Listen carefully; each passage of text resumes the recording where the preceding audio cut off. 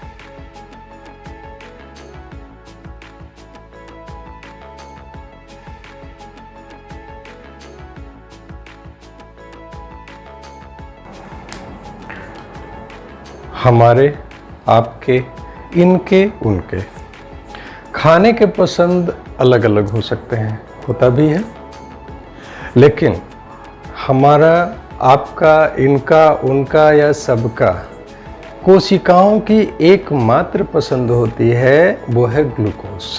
हमारी जो कोशिकाएं हैं वो ग्लूकोज को पसंद करती हैं। किसके लिए?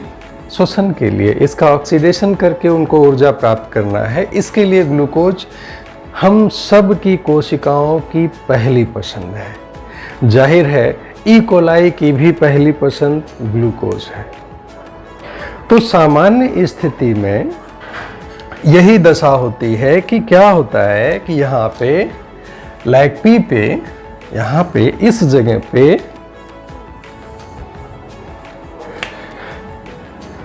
जो आरएनए पॉलीमरेज होता है, क्योंकि आरएनए का निर्माण वही करता है ना, तो आरएनए पॉलीमरेज वो आगे नहीं बढ़ पाता। क्यों? इसको ये रोक देता है। इसको हम मिटा देते हैं ऊपर।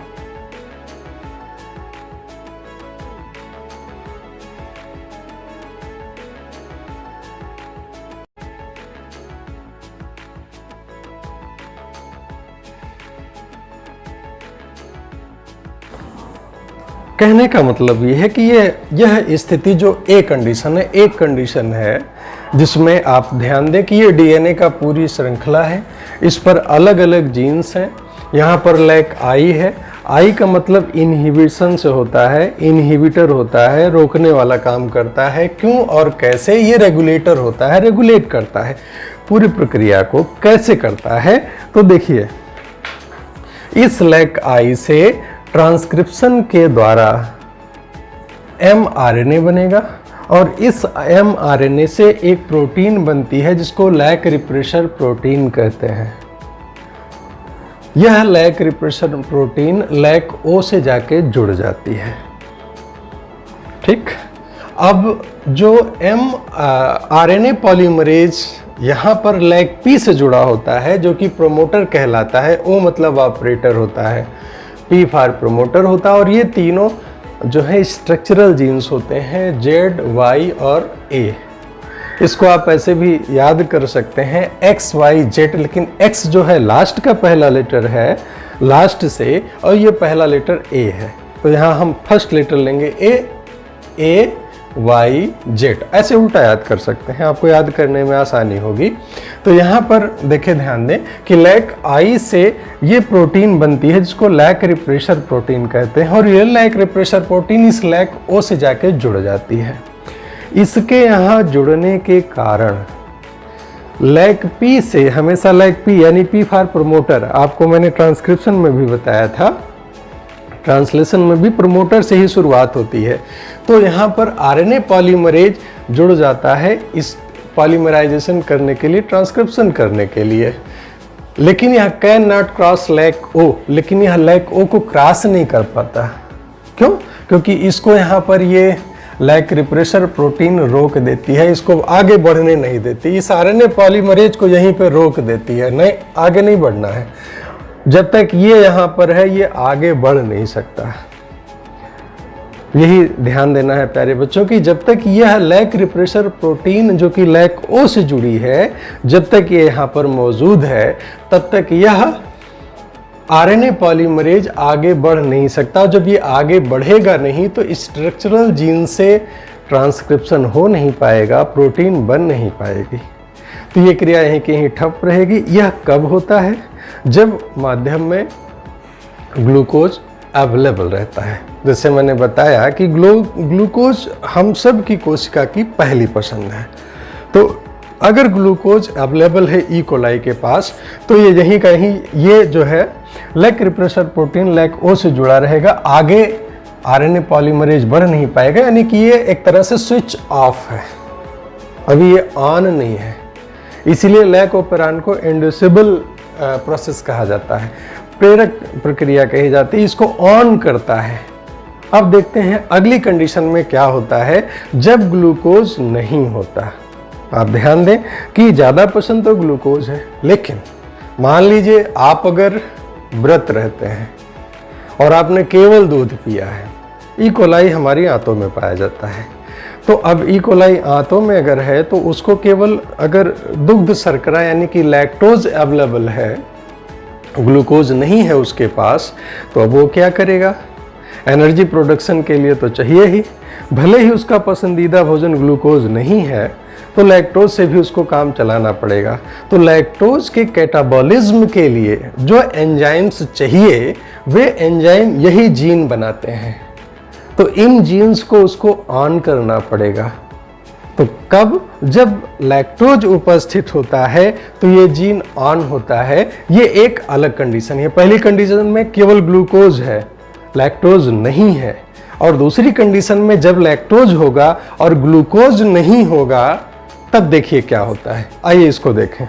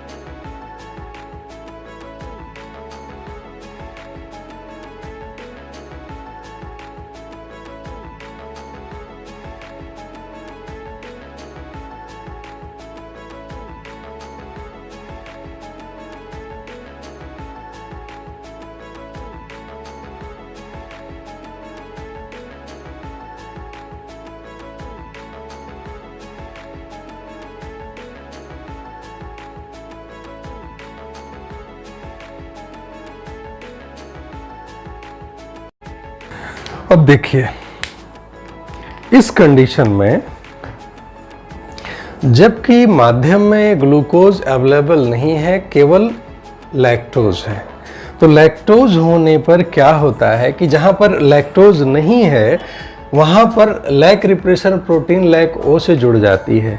लेकिन माध्यम में अगर ग्लूकोज नहीं है और केवल लैक्टोज है तो ई कोलाई की मजबूरी होती है कि लैक्टोज का कैटाबॉलिज्म करके ऊर्जा प्राप्त करे। तो उसके लिए क्या होता है, यहीं पर स्विच ऑन किया जाता है। कैसे? वो ऐसे कि जो लैक्टोज होता है, लैक्टोज यहाँ पर दो तरह से काम करता है। इंड्यूस करता है इसके ट्रांसक्रिप्शन ट्रांसलेशन के लिए, नंबर 1, और नंबर 2 खुद जो लैक्टोज होता है वो सबस्ट्रेट का भी काम करता है। तो लैक्टोज जब मीडियम यानी कि माध्यम में उपस्थित होता है तो जो यहाँ पर ये लैक रिप्रेशर प्रोटीन O से जुड़ी होती है, यहाँ से ये अलग कर दी जाती है, separation of lac repressor protein. फिर इसका असर क्या होता है? इसका असर ये होता है कि जो यहाँ पर RNA पॉलीमरेज P से जुड़ा है,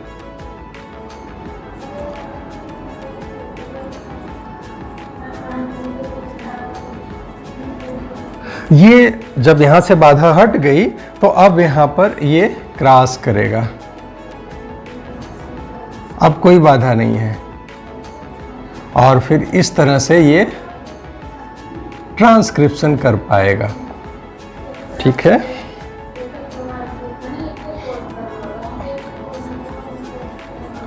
क्रॉस द स्ट्रक्चरल जीन।